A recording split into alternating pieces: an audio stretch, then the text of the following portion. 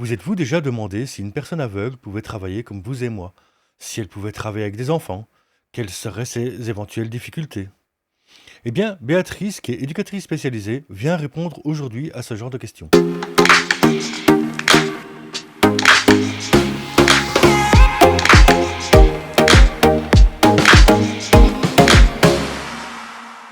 Bonjour Béatrice. Bonjour.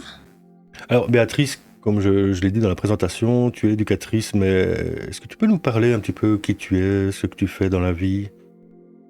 Alors, je suis effectivement éducatrice spécialisée de formation, puis psychomotricienne, ce qui me permet en 2023 d'être responsable d'une ASBL qui s'appelle Source d'Harmonie, où je suis un peu la responsable d'équipe sur tout ce qui est les projets pédagogiques et l'encadrement d'enfants et aussi d'adultes, mais je suis aussi psychomotricienne, sophrologue, conteuse et surtout passionnée par l'enfance, l'être humain, tout ce qui est apprentissage et relations humaines.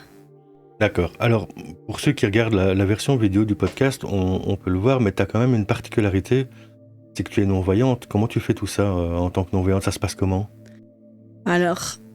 Alors effectivement, je suis non-voyante depuis maintenant un peu plus de 23 ans, donc j'ai 48 ans.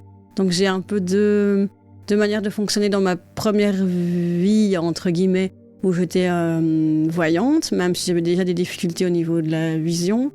Donc j'ai une représentation mentale des choses, ce qui m'a permis dans ma seconde vie de personne aveugle. Moi, j'aime pas dire non-voyante, je préfère dire aveugle, au moins les choses sont claires. Je vois absolument rien, mais je peux comprendre et percevoir le monde comme les personnes qui y voient, puisque je l'ai vu autrefois. Donc mentalement, je peux me représenter certaines choses. Je peux en tout cas comprendre quand on m'explique certaines choses.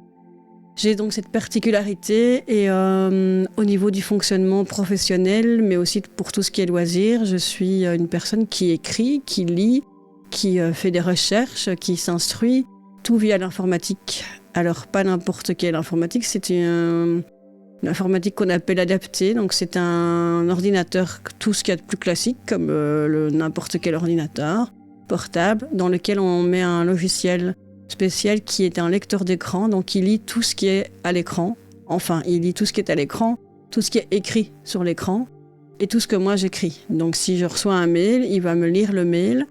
Quand j'écris un mail, il va lire tout ce que j'écris, et si je fais des recherches sur Internet, il va aussi me lire tous les documents que je peux trouver à ma disposition, s'ils ont été écrits en version numérique. Et donc, si on t'envoie une image ou une photo, ça par contre, tu t'en rends pas compte ou il ne te le décrit pas ton programme, l'image que tu reçois? Mon logiciel, non, il ne décrit pas les images. D'accord. Justement, tu nous disais que tu n'as pas toujours été aveugle. Tu peux nous parler un petit peu de ton parcours, ta jeunesse, comment t'en es arrivé à faire tout ce que tu fais là maintenant? Donc moi j'ai grandi dans une famille, tout ce qui est de plus ordinaire, un papa, une maman, un frère et une sœur, dans un village à la campagne, dans une petite école maternelle et primaire où j'étais déjà malvoyante. Donc ça veut dire que moi je ne savais pas lire au tableau en primaire.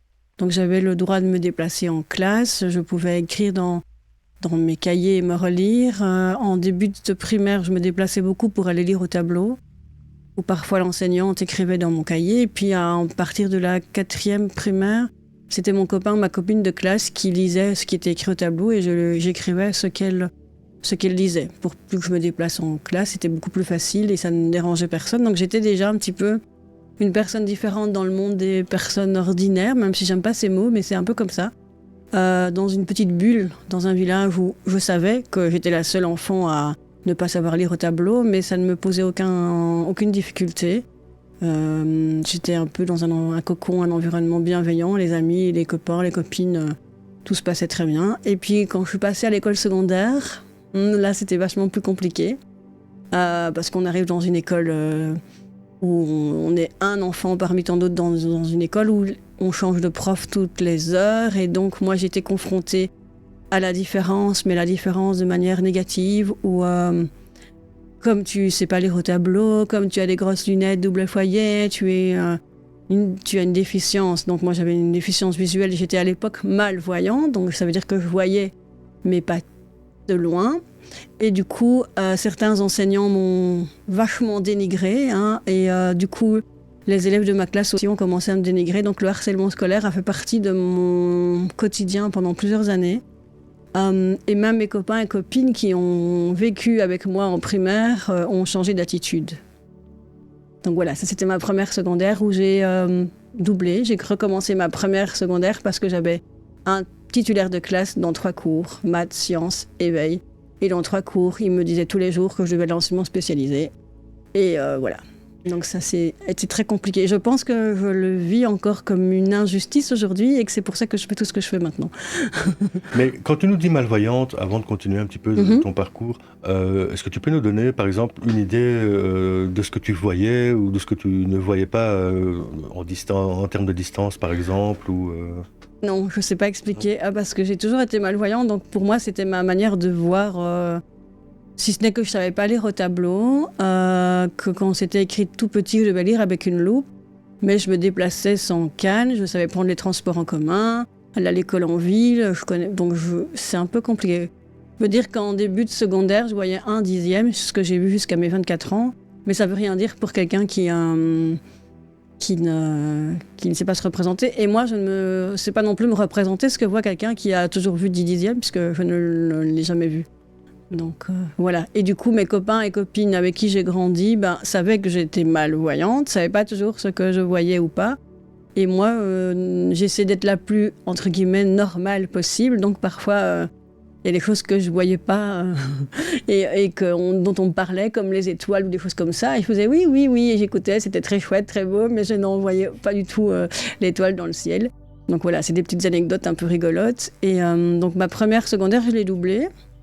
Ça s'est un peu mieux passé, mais c'était encore difficile. Certains profs ont accepté de faire des adaptations parce que j'ai été suivie par un service d'accompagnement pour enfants aveugles et malvoyants dans l'enseignement ordinaire. Il y en avait un seul, c'était le premier, j'étais une des premières à l'époque, et maintenant il y en a dans toutes les institutions qui s'occupent d'enfants aveugles et malvoyants.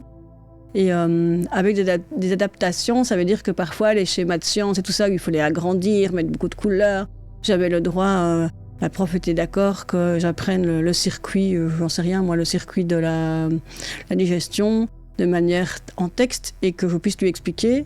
Sauf qu'en fin d'année, au lieu d'avoir par exemple une évaluation de 15 sur 20, elle trouvait que c'était pas très juste par rapport aux autres et donc j'avais droit à un 12. Avec un 12, je passais, mais voilà, c'était à nouveau toujours pas très juste. Les adaptations, maintenant on parle beaucoup d'adaptations raisonnables et d'accommodation pour les enfants qui ont des troubles d'apprentissage et ce genre de choses. À l'époque, on était au tout début. Moi, ça se passe dans fin des années 80, et donc c'est encore quelque chose qui n'était pas du tout le quotidien. Il fallait se battre pour être inscrit dans une école ordinaire, entre guillemets. Moi, j'aime pas ce mot, mais c'est comme ça. Il fallait faire ses preuves avec des tests de QI aussi à l'époque, parce que si tu n'avais pas un certain QI, alors il y avait les écoles spécialisées, où là, tu apprenais le braille et tout ce qu'il fallait pour être une enfant malvoyant qui se débrouille, mais avec beaucoup moins, je trouve, d'autonomie que dans l'enseignement classique où tu es obligé de faire tes preuves et de te battre pour y arriver. Donc j'ai fait mes secondaires comme ça, avec des petites difficultés, un peu de harcèlement scolaire. J'ai changé plusieurs fois d'école, c'était pas toujours évident. Et puis, comme je l'ai dit tout à l'heure, je suis intéressée par les relations humaines, l'enfant, et essayer de comprendre ce qui se passe. Donc j'ai fait des études de sciences sociales à partir de ma 4e secondaire, où là j'ai été un peu mieux perçue par les enseignants et ça s'est beaucoup mieux passé. D'ailleurs, je peux remercier. Autant j'en ai bavé en début de secondaire, les 3 premières années de secondaire avec certains enseignants, autant je peux dire qu'après, dans l'école où j'ai fait mes 3 dernières secondaires, j'ai eu des profs beaucoup plus à l'écoute et beaucoup plus respectueux de ma différence, et donc je peux quand même les remercier. Et puis je suis arrivée en école supérieure, alors déjà aussi dans l'école supérieure en étant malvoyante, où j'ai décidé de faire un graduat, à l'époque on appelait ça graduat, d'éducatrice spécialisée. Et là aussi j'étais confrontée à certains enseignants qui ne comprenaient pas que je voulais être éducatrice, que je voulais m'occuper de certaines choses, gérer des enfants ou des personnes handicapées, alors que je l'étais moi-même. Donc j'ai aussi dû à nouveau faire mes preuves, et là aussi ça fait certaines difficultés avec mes condisciples de classe, mais dans le bon sens où tout le monde s'est un peu mis en ne veux pas dire qu'ils ont fait grève, mais quand même, ils ont décidé que c'était pas normal, que c'était injuste, et ils ont discuté avec les professeurs. Et donc, il y a eu de grosses discussions avec certains professeurs qui étaient vraiment obtus et d'autres qui étaient plutôt pour me défendre et dire que il fallait donner la chance à tout le monde. Donc, j'ai eu, pour certains cours de fin d'année, des assesseurs, on appelle ça, parce qu'il y avait des profs qui n'étaient pas très justes. Et comme quand c'était oral, pour être sûr que les choses soient claires, que le matériel soit adapté et tout ça, j'avais un assesseur en première. Et puis après, ça s'est beaucoup mieux passé, mais voilà. Donc j'ai fait mon graduat d'éducatrice spécialisée en 3 ans. C'était 3 ans, donc la preuve qu'on était capable. Et puis j'ai fait ma spécialisation de psychomotricienne, parce que je trouvais ça intéressant et parce que j'aime les défis et qu'effectivement, il y a aussi de l'observation dans le corps, mais il n'y a pas que ça. Donc le toucher est important, la proprioception et tout. Donc j'ai fait mon stage, enfin tous mes stages chaque année, et j'ai réussi mon diplôme d'éducatrice avec une grande distinction quand même, hein, et mon diplôme de psychomote avec une distinction. Donc voilà, c'est très bien. Et puis, donc ça c'est ma première vie où je me suis toujours considérée comme une personne qui a une même valeur que les autres et qui donne du temps pour les autres. Donc j'étais aussi chef scout, je me suis occupée de plein d'associations, je fais du bénévolat, toujours avec les enfants et, ou les personnes handicapées. Et puis après mes études, j'ai perdu la vue en quelques temps et donc voilà, il a fallu recommencer, réapprendre plein de choses, devenir une personne autonome et donc un défi de plus, un challenge de plus dans la vie et puis trouver sa place sur le marché du travail. Et là, c'était très très compliqué. Justement, là, tu nous expliques que tu étais déjà adulte en fait quand tu es devenue aveugle. Et comment tu as vécu ça? Est-ce qu'à ce moment-là, tu t'es dit c'est fini, je vais pas pouvoir faire mon métier? Ou tu es reparti en disant c'est pas grave, je vais le faire autrement, ou je vais me battre en fait pour qu'on m'accepte quand même? Alors, faut quand même se rendre compte que de perdre la vue, même si on est malvoyant et que quelque part j'ai une maladie de naissance, donc je savais que ça pouvait arriver au fond de moi, même si les médecins me disaient que non parce que j'étais bien suivie, que mon glaucome était bien géré et que c'est pas de ça que je suis devenue aveugle, c'est la bactérie du streptocoque en plus. Donc j'ai eu une infection et voilà, donc en quelques jours j'ai perdu la vue. Au début je me suis pas trop rendu compte que ça allait durer et les médecins l'ont pas dit non plus, donc ça a pris quelques jours, quelques semaines à l'hôpital. Et puis quand j'étais à l'hôpital, je me demandais effectivement ce que j'allais pouvoir devenir parce que j'avais 24 ans.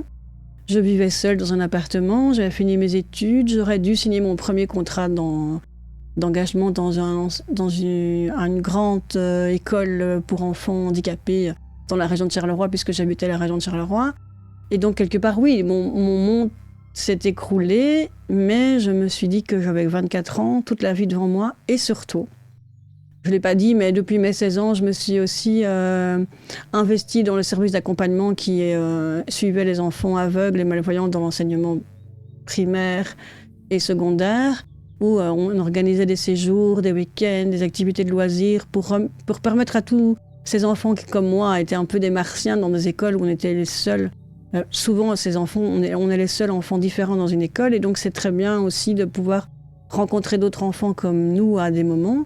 Donc moi, dès que j'ai eu 16 ans, je suis passée de l'autre côté. En fait, comme j'étais animatrice scout et tout, je suis devenue un peu la grande qui animait les petits aussi, les activités. Et donc, je me suis investie dans cette association jusqu'au moment où j'ai perdu la vue, où j'ai fait mon dernier cours déjà avec les enfants en étant aveugle parce que l'équipe m'a invitée, parce que c'était pas évident.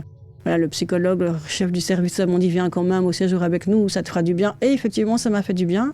J'ai eu beaucoup d'empathie des enfants qui étaient aveugles de naissance et qui m'ont dit « Oh, ça doit être super difficile pour toi, Béa, parce que nous, on n'a jamais vu, mais toi, quand même, tu as vu ». Et je me suis dit, je me suis jurée, en fait, puisque eux s'en sortaient bien dans la vie, je pouvais ne faire qu'une chose, c'était de m'en sortir aussi bien qu'eux. Et donc, je me suis battue pour y arriver. Donc, j'ai repris tout ce qui était... j'ai décidé de m'adapter au mieux à mon handicap. J'ai décidé de garder mon autonomie, de vouloir continuer à vivre seule dans mon appartement en ville à Charleroi. Donc on a mis les choses en place pour avoir des cours de locomotion. Donc c'est apprendre à se déplacer avec la canne blanche, pouvoir reprendre les transports en commun, aller où je voulais, quand je voulais, dans ma famille. pouvoir me faire à manger. Donc c'est tout un apprentissage qui prend quand même du temps, qui prend beaucoup d'énergie, mais qui... Enfin, comment dire que, à 24 ans, tu as toute l'énergie, tu as la vie devant toi. Et donc tu te dis, il faut le faire. Maintenant, je pense que quand tu perds la vue à 70 ans, c'est beaucoup plus difficile. Et j'ai accompagné, moi, au début de ma cécité, des personnes aveugles plus âgées. J'en ai accompagné pendant plusieurs années, on en parlera peut-être tout à l'heure, dans un centre d'informatique adapté, où effectivement, la manière de percevoir les choses à 25 ans, à 15 ans, ou à 50 ans, ou à 70 ans n'est pas la même. L'autonomie qu'on acquiert après n'est pas la même. Mais ce que j'ai fait, par où tout je suis passée, c'est aussi, je crois, et c'est des choses qui m'ont intéressée et par laquelle je me suis formée après pour essayer de comprendre. On parlera peut-être de neurosciences après, de psychologie, de résilience et tout ça. Mais moi, je sais que je suis une personne résiliente. C'est-à-dire que je vais toujours rebondir. Alors, c'est pas parce qu'on est résilient qu'on rebondit, qu'on s'adapte dans la vie et qu'on a réussi à construire sa vie qu'il n'y a pas des moments creux et des moments difficiles. Mais pour y arriver dans ces moments creux et ces moments difficiles, il faut aussi accepter parfois que c'est trop dur et d'avoir de l'aide des personnes qui vous sont proches. D'accord. Et donc, après ça, dans ta vie, ça se passe comment? Tu as commencé à travailler, tu as créé ton association. Ouais. Je sais pas. Là, est-ce que ça t'a posé des problèmes, par exemple, pour trouver du travail ou est-ce que tu as réussi à travailler quelque part avant de te lancer dans ton association? Alors donc, après avoir fait toutes les étapes pour être autonome au niveau de la vie quotidienne, vaisselle, lessive, déplacement en rue, manger, tout ça, je me suis donc attaquée à la vie professionnelle, où là, j'en ai entendu de toutes les couleurs.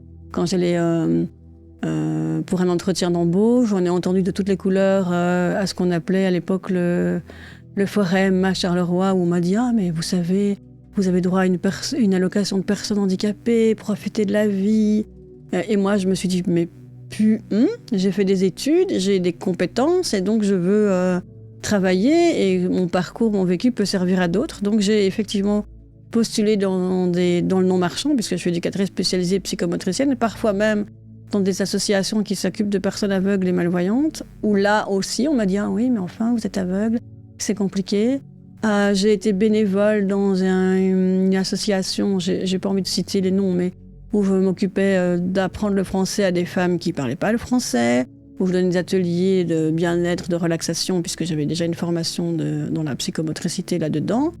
Et donc, en tant que bénévole, ça se passait bien. Quand j'allais me présenter pour un entretien d'embauche dans les mêmes structures ailleurs, « Ah ben non, madame, vous comprenez, vous voyez pas, ça va être difficile. » Ou bien il y a des marches dans l'institution et donc vous allez tomber dans l'escalier. Enfin, des conneries, vraiment. Et donc, au bout d'un moment, après 2-3 ans de rejet, j'en ai eu ras-le-bol. Et j'ai effectivement créé ma petite ASBL, qui a grandi depuis, mais petite ASBL, parce que j'ai eu la chance d'avoir des proches qui croyaient en moi et qui ont cru à mon projet. Et donc, j'ai créé Source d'harmonie, pendant laquelle je travaillais uniquement avec les adultes, parce que ça aussi, on m'a dit que les enfants, ce serait plus possible. Comme je ne voyais pas, je ne pouvais pas les surveiller, j'allais les mettre en danger. On y reviendra probablement. Et donc, j'ai travaillé uniquement avec des personnes adultes. Alors, j'ai travaillé avec des personnes aveugles et malvoyantes, parce que c'était quand même un environnement que je connaissais en tant que bénévole, dans plusieurs structures. J'ai fait une formation de sophrologue et donc j'ai donné de la sophrologie pour des personnes aveugles et malvoyantes. J'ai donné de la sophrologie dans des maisons médicales, j'ai donné de la sophrologie dans des associations pour femmes. En tant que bénévole, j'ai fait de l'écoute dans un centre d'écoute très connu, un numéro gratuit où on peut appeler 24 heures sur 24, toujours en tant que bénévole, mais on ne m'engageait pas. Donc Source d'harmonie, je l'ai créée pour, entre guillemets, faire mes preuves et faire entendre aux autres que c'est pas parce qu'on a une déficience, qu'on a un handicap, qu'on n'a pas de valeur et qu'on peut apporter des choses à la société. Au niveau de temporalité, on se trouve en quelle année, plus ou moins, au moment où tu te lances? Donc moi j'ai... Ouais, pardon. Vas-y. Donc moi j'ai perdu la vue en 2000. Vraiment, c'était le bug de l'an 2000. Donc j'étais à l'hôpital pour le Noël 99, début 2000. Donc voilà, entre Noël et février 2000, avec plusieurs allers-retours. Et quand j'ai créé Source d'harmonie, on est en 2005. D'accord. Donc tu as quand même eu 5 ans de battement entre le moment où tu apprends à vivre en tant que personne aveugle et où tu essaies de te lancer dans le marché du travail. C'est ça, un petit peu, si je me trompe pas, hein, tu me dis, hein, mais, et à ce moment-là, tu décides de te lancer dans ta propre association, c'est ça? Oui, en fait, j'ai commencé à faire du bénévolat en 2002, parce qu'il faut quand même un peu de temps pour comment s'adapter à la vie au quotidien. Puis, je cherchais bêtement du boulot, entre guillemets bêtement, enfin voilà, sur Charleroi, en allant me présenter à gauche, à droite en y croyant. Et puis en 2002, j'ai déménagé, j'ai quitté Charleroi pour Bruxelles. Et donc en 2002, quand je suis arrivée à Bruxelles, je connaissais personne à part mon compagnon de l'époque, ses amis, son environnement. Mais donc moi, toute la journée, j'étais enfermée et voilà, je suis quelqu'un qui aime les relations humaines, qui aime les rencontres, qui aime discuter avec les gens. Donc être enfermée dans un environnement où je ne sais pas sortir de chez moi toute seule, c'était très très très lourd. Donc on a vite mis en place des choses pour que je puisse retrouver mon autonomie sur Bruxelles. Et là, je me suis proposée pour du bénévolat. Donc je prenais le tram, j'allais faire mon bénévolat, comme j'ai dit, avec des personnes qui ne parlaient pas le français, de l'écoute téléphonique, tout en cherchant du boulot, hein, toujours. Mais en disant, voilà, je sais faire ça et ça, j'ai la preuve, regardez, j'ai des lettres de recommandation des personnes qui m'ont employé bénévolement. Mais personne ne voulait rien y faire. Et en discutant un jour avec une personne de chez Actiris, mais qui s'occupait du placement des personnes handicapées, j'avais commencé ma formation de sophrologue et elle m'a dit, vous avez j'avais une formation, j'étais en fin de formation en informatique adaptée que j'ai fait entre-temps aussi. Et elle m'a dit, vous avez plein de compétences, personne ne veut vous engager, je vous vois très motivée, et si vous créez votre job? Et voilà, la petite graine, elle a germé. Tu crées Source d'harmonie et tu t'embauches en fait. Non, j'ai pas de sous. Donc je crée une ASBL avec des amis, des proches, un peu d'argent que je mets dedans. J'ai pas de contrat effectivement, donc je suis toujours bénévole à Source d'harmonie. Ce que je gagne en allant faire des animations ailleurs, ce que je demande comme une rémunération, faire entrer des sous dans la caisse et me permet d'acheter mon matériel, me permet de payer mes formations, parce que c'est quand même des formations parfois qui coûtent, hein, faut investir. Et donc je suis toujours bénévole, mais dans ma propre structure. Et donc voilà, je décide vers comment m'orienter, dans quoi je veux aller. Et je suis seulement engagée pour du vrai avec un réel contrat en 2013. Ah, c'est tout un parcours. Hein. Oui, d'accord. Donc c'est pas... Il y a encore 8 ans où tu as été bénévole en fait. Oui. Oui, 8 ans où je suis bénévole dans mon ASBL.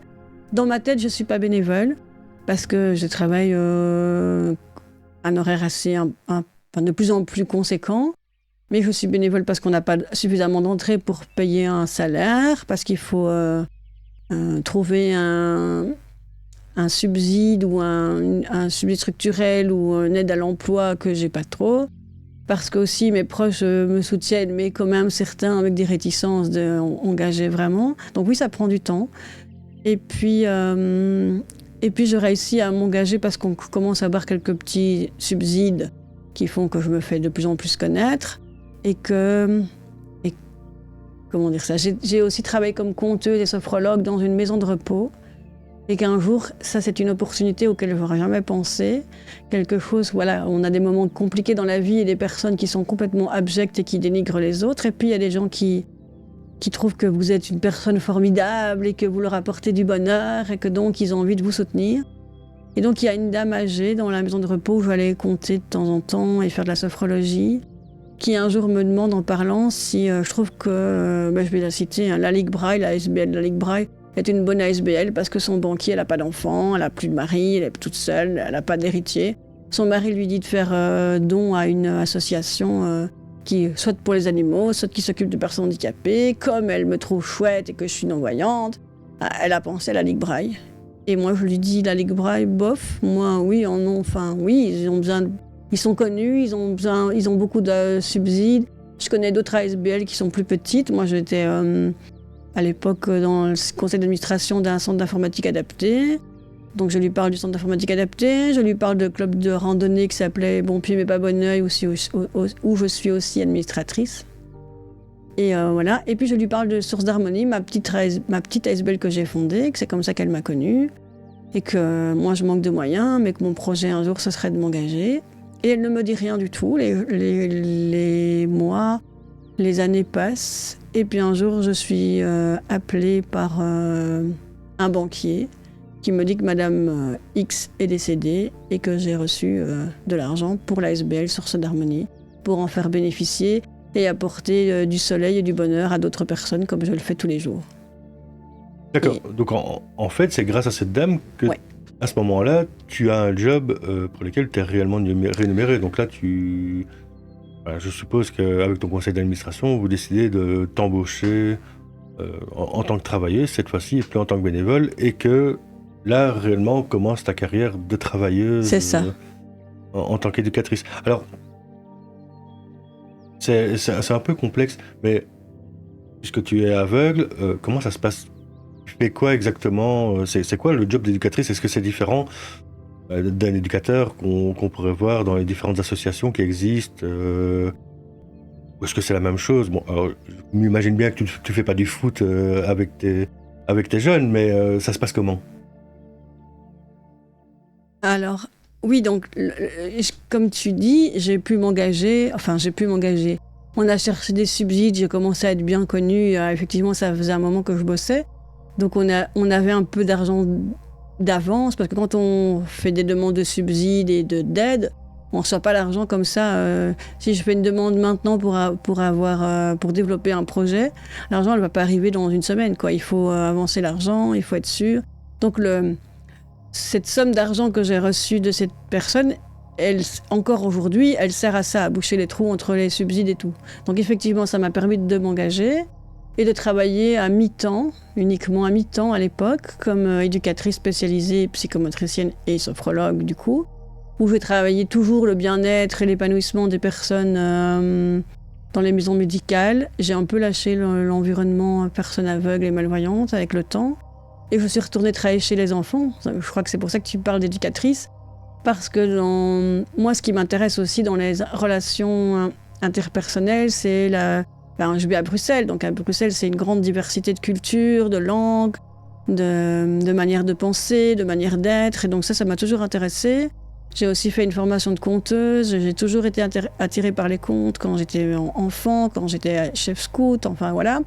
Donc j'ai une formation de conteuse, mais ce qui m'intéressait dans les contes, c'était ce côté interculturel où on pouvait relier les personnes ensemble. Donc j'ai travaillé dans les écoles primaires à ce moment-là, comme éducatrice extérieure qui venait avec des projets sur la diversité, rencontrer les enfants et les familles sur les contes du monde. Voilà, dans une classe, il y a, j'en sais rien, 10 nationalités. Donc on travaillait sur les contes des pays de l'origine avec les enfants, avec les familles, avec les mamans, pour un peu montrer que il y a des points de reliance, il y a des différences, mais il y a beaucoup de points de reliance et qu'un être humain est égal à un être humain. Ça, c'est ce que je crois depuis toujours. Et dans tout ce que je vis au quotidien, c'est ce que je mets en place. Donc j'ai travaillé vraiment dans ce milieu école pendant de nombreuses années sur le vivre ensemble, sur la création de contes collectifs, sur le respect de chacun. Moi, en tant qu'éducatrice, effectivement, mais qui venait dans une classe où il y avait un enseignant qui était là. Donc pour tout ce côté surveillance, sécurité des enfants, c'était pas. Moi, je venais pas pour ça. Je venais avec mon bagage. Mais quand une conteuse va dans une classe dans une autre école, ça se passe exactement de la même manière. Si ce n'est que moi, je suis aveugle, que je peux pas le cacher, que je le cache pas parce que je vois pas pourquoi. Et que quand un enfant me voit arriver dans sa classe, il est confronté à la différence. Alors dans certaines classes, les enseignants sont un peu mal à l'aise parfois, parce qu'un enfant a plein de questions et n'a pas de filtre, et donc il me posait plein de questions. Et donc moi je trouve que c'est très chouette et très enrichissant de laisser les enfants poser des questions, d'y répondre. Et donc ça faisait aussi partie, et ça fait toujours partie de mon job, quand j'ai un groupe d'enfants, de leur expliquer c'est quoi une personne qui ne voit pas, et comment moi je peux les aider, les accompagner. Donc effectivement, depuis 2012 maintenant, je pense qu'il n'y a pas un jour où je ne suis pas en contact avec des enfants. Et ça se passe comment avec les enfants? Le fait que tu sois aveugle, que ça se passe bien avec eux? Est-ce que quelquefois, il y en a peut-être qui profitent de la situation ou qui se moquent de toi? Ou est-ce que ça se passe bien? Est-ce qu'ils font attention à toi aussi? Est-ce que justement cette différence ne te handicape pas encore un peu plus? Ou est-ce que c'est une force? Les enfants, ils se moquent pas d'une personne Enfin, en tout cas, moi, les enfants, ils se moquent pas de moi dans le sens parce que je les vois pas. Parfois, ils testent un peu pour savoir si tu les vois vraiment pas. Je pense que quand tu as un respect, de la bienveillance envers une personne, elle a le même respect, la même bienveillance envers toi. Donc moi, je travaille avec des enfants maintenant en dehors du temps scolaire, tous les jours. Et donc en début d'année, il faut expliquer, hein, voilà, moi je suis Madame Béatrice, il y a ma collègue qui, elle, voit, puisque je ne travaille jamais toute seule avec les enfants, il y a des bénévoles qui m'accompagnent aussi. Donc elle voit, et moi je ne vois pas. C'est quoi une personne qui ne voit pas? Donc c'est facile, hein, puisque c'est vraiment plus facile de dire quand on est aveugle comment c'est que quand on est malvoyant, puisqu'on ferme les yeux à... Voilà, on voit comme ça. Moi, je vois comme ça quand mes yeux sont ouverts. Je peux vous entendre, et donc je fais des jeux où je me déplace, où je baisse la voix, je parle comme ça. Est-ce que vous m'entendez? Oui, même si vous avez les yeux fermés. Alors, dans la pièce où on est avec les enfants, dans une des pièces où on est, il y a un petit muret en hauteur. Et donc, parfois, je leur dis, descends du mur, tu peux pas être sur le mur. Mais madame, comment tu fais? Tu me vois pas. Parce que je sais, tu es en hauteur, et donc tu parles plus haut que d'habitude. Donc ça, je leur montre, je leur explique aussi l'orientation dans l'espace, du bruit et tout. Donc pour moi, c'est une force, ça les ouvre à une différence. Puis quand ils grandissent, parce que j'ai des petits de deuxième maternelle jusqu'à la fin de primaire, quand ils grandissent, pour eux, voilà, je vois pas, mais je sais faire plein d'autres choses. Parfois, ils sont surpris, hein, que je sais, ils lisent des livres, on a un atelier de renforcement à la lecture, et donc je choisis des livres que j'écoute avant dans mon ordinateur, et donc je sais de quoi parle le livre, et donc ça les surprend. Certains, dans les plus grands, ont déjà vu mon ordinateur qui parle, et donc ça les subjugue aussi.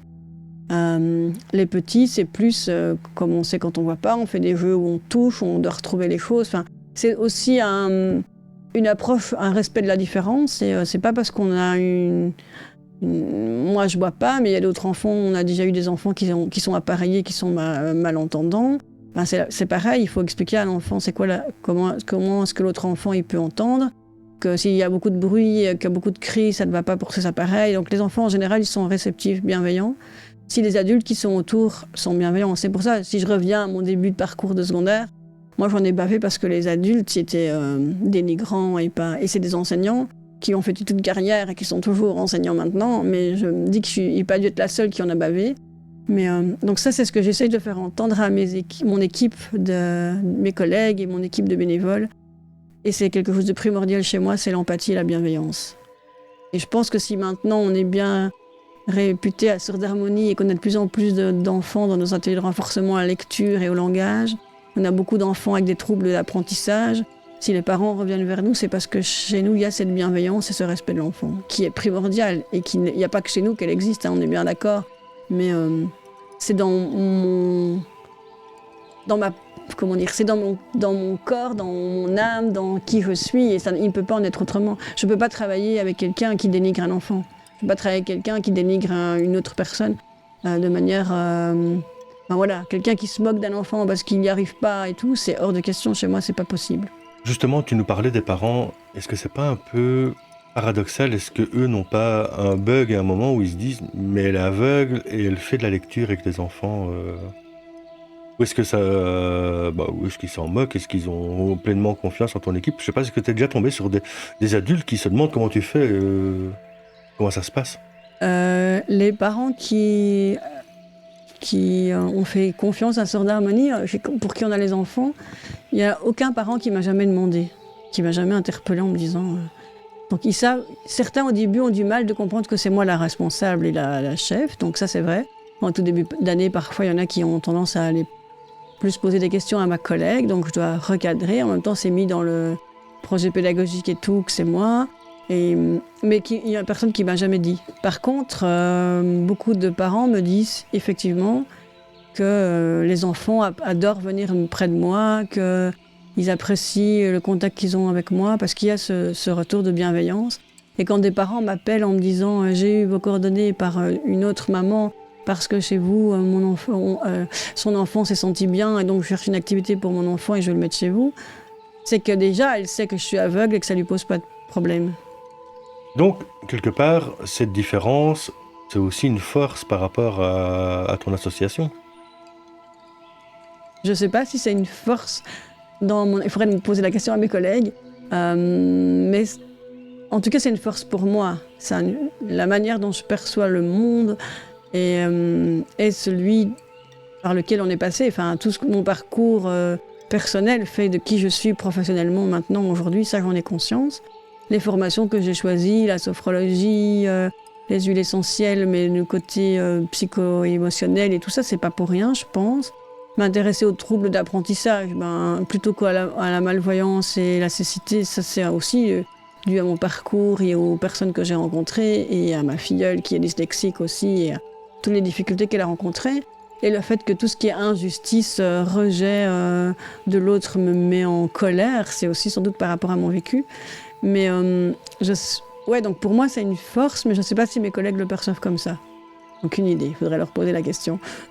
J'entends, en fait, vous faites 1 million de choses dans ton assos. Vous parlez des huiles essentielles, de sophrologie, d'apprentissage à la lecture. Vous faites quoi exactement, vous faites quoi? Alors à Source d'Harmonie, avec un S, il y a plusieurs activités possibles. Donc moi, je suis encore dans tout ce qui est bien-être de la personne. Donc effectivement, j'anime encore des ateliers de sophrologie au sein de Source d'Harmonie, mais aussi dans des maisons médicales avec des projets ponctuels ou permanents, ça dépend. J'anime parfois les ateliers aromathérapie, bien-être, ma santé au naturel et tout ça. Ça, c'est aussi des projets ponctuels, pas au quotidien, pas tous les jours. J'anime un club de rire parce que c'est aussi quelque chose qui se partage et que j'ai animé en son temps dans des week-ends pour personnes tout handicap confondu et que ça relie les gens même si on ne sait pas se comprendre au niveau du langage ou le rire et les échanges, le regard et tout. C'est quelque chose d'important. Alors c'est très drôle parce que moi parfois je fais faire des exercices aux gens chez moi et moi je les vois pas, mais ça se passe tout à fait naturellement. Et puis il y a ce côté, comme tu as dit, renforcement de la lecture, apprentissage du langage qu'on fait avec les enfants là, au quotidien maintenant depuis plusieurs années, avec des enfants qui sont d'origine étrangère, parfois qui sont primo-arrivants mais pas toujours, ou en tout cas le français n'est pas parlé à la maison. Donc au début moi je proposais des ateliers de langage, d'expression orale avec des contes et créer des chansons, des histoires, vraiment les mettre en activité pour s'exprimer et apprendre le français tout en s'amusant avec des jeux et tout. Puis il y a eu la crise Covid en 2020 où les enfants n'ont plus été à l'école pendant tout un temps et les mamans nous ont dit « Oups, ils sont en train d'apprendre à lire et ça ne va pas et nous on a des difficultés puisqu'on ne sait pas lire en français nous-mêmes. » Il faudrait faire quelque chose. Alors à Source d'Harmonie, on aime bien relever les défis. Donc on a cherché un subside pour une année, lancé un atelier de renforcement à la lecture, très naïvement, moi, pour 1 an. C'était donc en septembre 2020, on est en septembre 2023, et on y est toujours. Alors on a commencé avec les enfants de 2e et 3e primaire, et puis maintenant on a les enfants jusqu'à la 6e primaire, qui sont beaucoup d'enfants où effectivement on ne parle pas et on ne lit pas le français à la maison, ou très peu, ou qui ont des troubles d'apprentissage et qui ont besoin d'être stimulés autrement qu'à l'école, ou qui cumulent. Les parents ne parlent pas le français et en plus l'enfant a des troubles d'apprentissage. Et donc on a des ateliers comme ça de renforcement à la lecture, par le jeu, par des activités créatives, on invente des histoires, on utilise des jeux de conjugaison, des jeux de mots, des quiz pour lire sans lire. On a un projet où les enfants vont à la bibliothèque, on a tous des livres adaptés, on a des livres pour enfants dyslexiques. Et on a un autre projet qui s'appelle Numétique, où on a un studio d'enregistrement. Et donc on fait aussi des activités où les enfants viennent s'enregistrer, lire au micro, pour qu'ils entendent eux-mêmes leur progression. Donc on a des enfants dyslexiques et dysphasiques, parfois, ou que dyslexiques, ou que dysphasiques, ou troubles d'apprentissage. Et donc ils viennent s'enregistrer, lire pendant l'année. Ils s'entendent lire, mais pas les autres après. Et donc ça leur permet de prendre confiance en eux et d'observer leur propre progression en lecture. Donc ça, tout ce qui est lecture à voix haute. Voilà, donc ça c'est un des projets. Et puis on bénéficie, je l'ai dit, du studio Numétique. Et on a ce projet d'éducation aux médias aussi à Source d'Harmonie, dont je pense pouvoir dire que je suis à l'origine quand même. Mais que c'est mon collègue qui gère ça au quotidien d'une main de maître, mais je pense que c'est tout à fait l'évolution de Source d'Harmonie. Donc moi, je travaillais sur le vivre ensemble, je vous l'ai dit, l'interculturalité, les conflits, et puis je me suis rendu compte que les conflits qui avaient lieu dans les écoles, le harcèlement ou d'autres conflits, ne s'arrêtait pas après l'école, puisque les médias font que les enfants vont sur les réseaux et continuent à se harceler et s'agresser après l'école. Donc on a développé tout un projet là-dessus. Là encore, probablement parce que moi j'ai vécu du harcèlement scolaire et que dans mon équipe je suis pas la seule et que donc on est attentif à ça. Mais oui, on fait des choses très très variées comme tu dis. C'est un peu fou hein, quand je vois tout ce que vous faites. Il faut savoir quand même que le studio Numétique, c'est ici, c'est là où on se trouve, donc je fais semblant de ne pas te connaître depuis tout à l'heure, mais on se connaît très bien. Mais là aussi, comment dire, ce qui est un peu fou dans tout ce que tu nous racontes, c'est que quand on voit le nombre d'activités que tu développes au niveau de l'association, tu fais pratiquement beaucoup. Non, en fait, tu en fais beaucoup plus que la plupart des personnes voyantes, valides, et qui vont bien dans la vie. Où est-ce que tu trouves le temps pour faire tout ça? Comment tu fais? Comment je fais? C'est ma passion, Sœurs d'Harmonie. Moi, je vis de passion et de projets et de défis, et je compte pas mon temps. Donc, je suis engagée dans l'ASBL que j'ai créée à 28 heures semaine, et j'en fais 50, parfois 70 sur la semaine, parce qu'il faut faire. En plus de tout ça, il faut faire les rapports, les demandes de subsides, de fonctionnement, chercher la subvention pour payer les salaires, pour acheter du matériel pour les enfants, plein de choses que je fais en dehors du temps où je suis sur le terrain avec les enfants ou les adultes. Hein. Et mon équipe est presque pareille, donc je veux dire... Voilà, j'ai une collègue engagée à mi-temps pour tout ce qui est avec les enfants avec moi. Elle fait 19 heures semaine normalement, parfois elle en fait plus, elle récupère après, et donc elle a plus de congés en été. Mais je veux dire, on est dans une ASBL où, puisque tu dis qu'on se connaît bien, donc toi qui travailles avec nous, on compte pas son temps, où on vit de projets qu'on met en place, et si on doit y sacrifier un week-end, on y sacrifiera le week-end, pour que le projet il soit abouti et qu'il aille jusqu'au bout. Alors ça fait partie aussi du fait probablement que depuis toute petite, j'ai dû être... en faire plus pour y arriver, et que maintenant, dans une société où, encore maintenant, en tant que responsable d'ASBL, qui est une équipe avec moi, qui suis bien ancrée dans qui je suis, quand parfois on est devant les pouvoirs subsidiants ou devant certaines personnalités... tu es à nouveau vu parfois comme une personne plus fragile, et donc il faut leur prouver que non. Et alors aussi pouvoir démontrer que notre pédagogie qu'on a développée, de créer des projets, de les mettre en action, que l'enfant est au centre de ses apprentissages, que c'est lui qui... on faut aller à son rythme, et qu'il faut le motiver par la ludopédagogie. Moi je crois toujours en apprenant, en s'amusant, on apprend plus, on retient mieux. C'est quelque chose qui maintenant commence à être de plus en plus entendu. On commence à faire des formations d'ailleurs pour apprendre par les jeux et tout ça. Ça devient quelque chose depuis 1 an ou 2 qu'on voit partout. Moi, je le prône depuis toujours, toi aussi. Et donc, ça prend du temps de préparer ce genre d'activité avec les enfants. Tu n'arrives pas avec eux si tu n'as pas dans la tête quelque chose que tu veux monter comme projet. Mais aussi, tu ne peux pas avoir un projet abouti avec des enfants si toi-même tu n'y crois pas, et si tu ne leur donnes pas la place, si tu ne leur fais pas confiance. Ça veut dire que faire confiance à un enfant, à un groupe d'enfants, ça veut dire arriver avec des envies, des idées que tu leur proposes, mais il faut qu'ils y accrochent, et que ce soit eux, à un moment donné, qui prennent le projet en main. Et toi, tu les accompagnes, tu les suis, mais eux n'ont pas conscience que pendant que on se voit 2 heures par semaine, et que la semaine entre les coups, toi tu prépares, ils ont envie de certaines choses, ou de parler de tel sujet, tu vas préparer le sujet avec eux pour les nourrir, tu vas parfois les aider à chercher l'information. Dans les projets numétiques et d'éducation média, on apprend aux enfants à faire des recherches aussi sur Internet quand on fait nos stages et tout.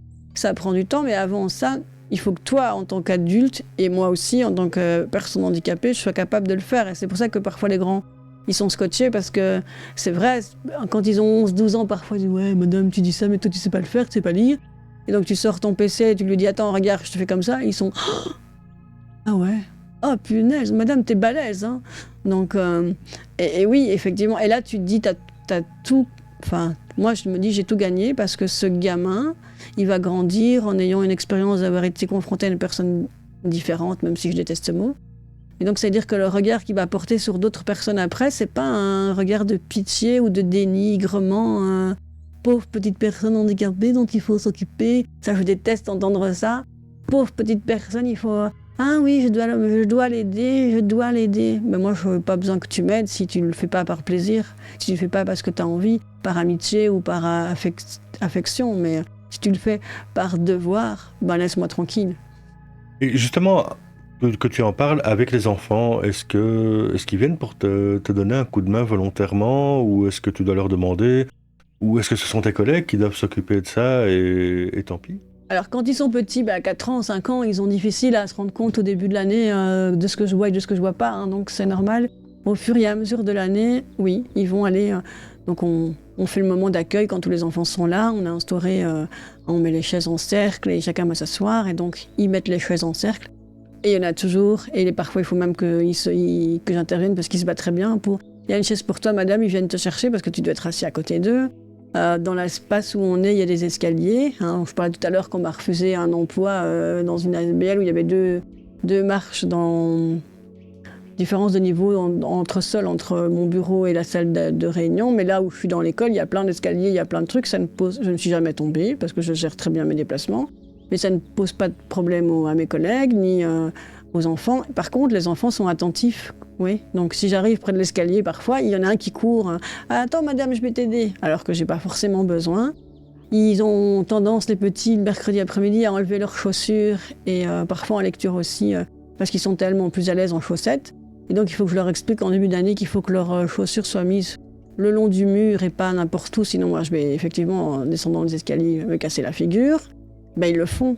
Parfois, il faut leur rappeler, mais c'est comme tous les enfants, il faut leur rappeler...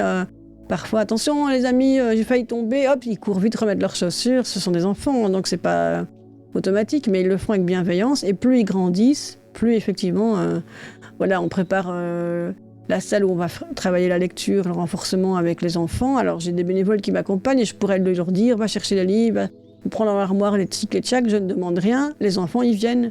Madame, on prépare la salle, on a besoin des crayons, des marqueurs, on va chercher, hop, ils le font de manière...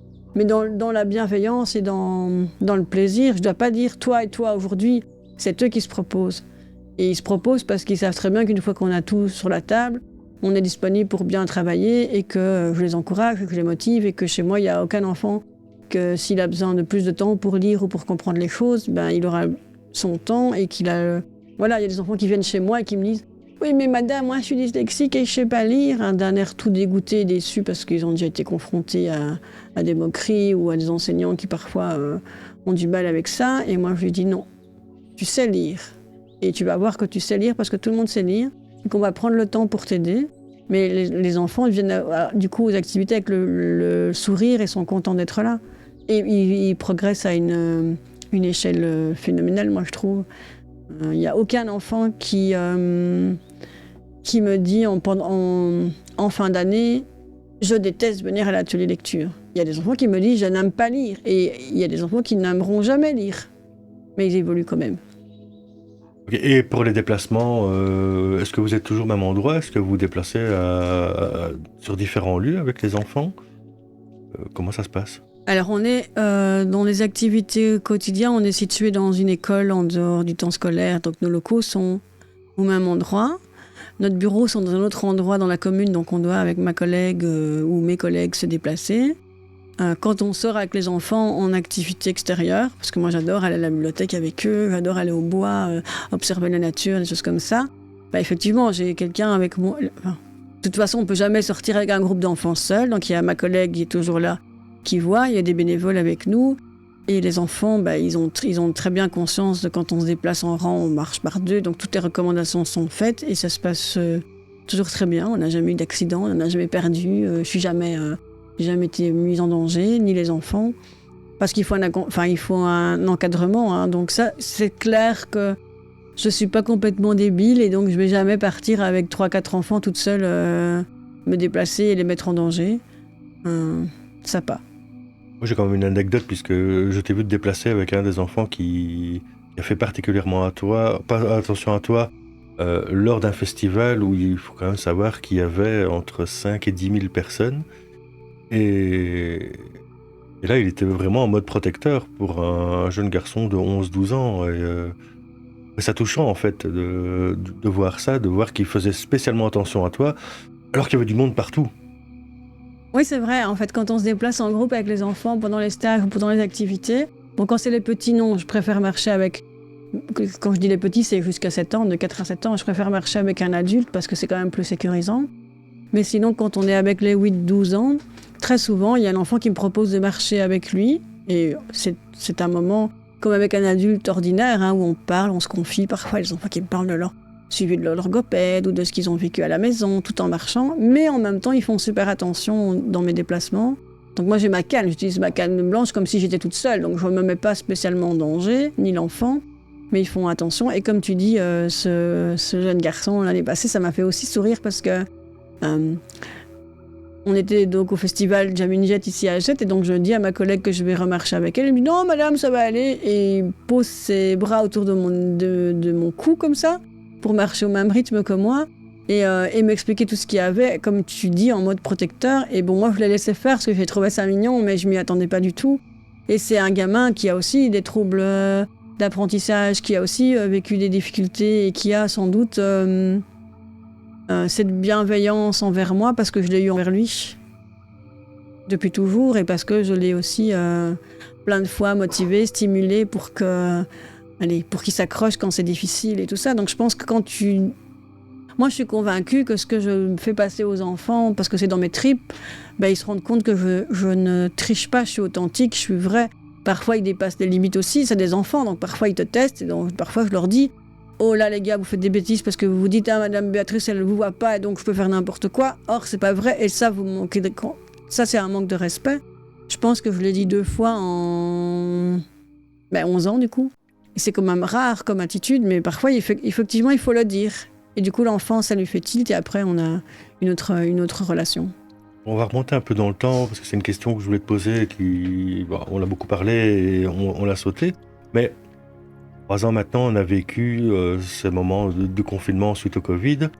C'est passé comment pour toi, ce confinement, se retrouver enfermé comme ça, puisque tu as l'air de pas mal bouger, en fait. Ouais, alors, dans un premier temps, comme tout le monde, je pense, c'était l'opportunité de faire les premières semaines une pause, même si on a été arrêté en plein vol, j'ai envie de dire, parce que moi j'ai été appelée le matin par la maison médicale pour me dire il n'y a pas d'atelier, aujourd'hui on ferme la maison médicale, il n'y a plus d'activité adulte, alors que j'étais en train de faire mon sac pour partir animer un atelier sur les huiles essentielles, justement, et je me suis pas rendu compte que ça allait s'arrêter si longtemps. Donc les 2-3 premières semaines, on se dit, on a plein d'énergie à rattraper, c'est du temps pour ranger le bureau, faire un peu d'administratif, donc c'est pas trop grave. Et puis on va préparer le stage, et donc on prépare un stage qui n'a jamais eu lieu. Et puis le temps commence à s'éterniser, et moi je peux pas rester sans rien faire. Donc on a mis des petits conseils via les réseaux pour rester en lien avec les familles, les enfants et tout ça, mais c'était pas pareil. Et puis, à ma collègue, on travaillait à distance, mais ça n'allait pas trop non plus. Et on a décidé de mettre en place un atelier de création de masques en tissu, parce que ma collègue est une bonne couturière. Enfin, en tout cas, elle savait comment faire des masques. Elle en avait fait pour nous et donc pour l'équipe. Et donc, même si on ne pouvait pas être en contact, elle en avait fabriqué. Elle m'en avait apporté. C'est au moment du premier confinement. Du premier confinement, où il y a eu la pénurie de masques un peu partout en Belgique, c'est ça? C'est ça. Donc comme il manquait des masques il n'y avait pas de masques, on a créé un atelier où les gens venaient réaliser leurs masques pour eux, pour leur famille, pour leurs voisins. Donc j'ai contacté, on est une structure, on est une ASBL, on connaît les personnes à la commune, on connaît les échevins. Et donc on a eu, avec le centre culturel, on a eu un local, on a reçu des machines à coudre d'une entreprise, et donc on avait 5 machines. Il fallait désinfecter les machines, il fallait prendre les rendez-vous. Donc les gens m'appelaient moi, je gérais l'agenda, entre guillemets, rendez-vous, et ma collègue allait d'une machine à l'autre, expliquait aux gens, je désinfectais les machines avant de reprendre une autre personne dessus. Et on a fait ça pendant quelques semaines, tout le temps où les écoles sont restées fermées. Ce qui nous a permis de rester en relation avec certaines mamans et certains enfants quand même, de voir des nouvelles, d'avoir d'autres personnes qu'on ne connaissait pas, et on a fait 670 masques, je crois, de mémoire, comme ça, en tissu, sur les 4 semaines. Donc on a fait des masques pour les patients des maisons médicales avec qui on était partenaires à l'époque, parce qu'on a eu des mamies de nos associations qui sont venues avec, qui étaient couturières et qui a venu faire des masques pour les maisons médicales. Les gens venaient pour eux, puis quand ils savaient bien faire les masques pour eux, revenaient pour leurs parents, pour leurs frères et sœurs, pour leurs voisins. Et donc on a fait comme ça des masques en tissu, et puis quand les écoles ont réouvert en juin, on a tout arrêté, on est allé reprendre nos activités avec les enfants. Et voilà. Pas mal. Encore une fois, ça reste largement au-dessus de ce que la plupart des gens ont fait durant ce confinement. Alors, on arrive tout doucement à la fin de ce podcast, mais déjà, où est-ce qu'on peut te retrouver toi, ou retrouver ton association comment on te contacte ? Alors l'ASBL s'appelle Source d'Harmonie, il y a un site internet, c'est sourcedharmonie.be, et il y a une page Facebook. Alors on est aussi dans un collectif qui s'appelle CBO Agette, où il y a pas mal d'activités d'associations partenaires, et donc on met aussi nos activités sur le site internet et la page Facebook du CBO. Et pour terminer, qu'est-ce qu'on peut te souhaiter pour l'avenir ? Encore plein de projets, que ce soit avec des adultes ou avec des enfants, et surtout un jour arriver à avoir des subsides structurels pour qu'on arrête de passer du temps, de perdre du temps, j'avais envie de dire, dans la recherche de financement. Et aussi, parce qu'on n'en a pas beaucoup parlé, mais entendre que le renforcement à la lecture et au français pour les enfants migrants qui ne parlent pas le français, qui ont des troubles d'apprentissage, est important, et hyper important. Et tout aussi important, voire plus important pour moi, que les écoles des devoirs. D'accord. Merci beaucoup. À bientôt. À bientôt.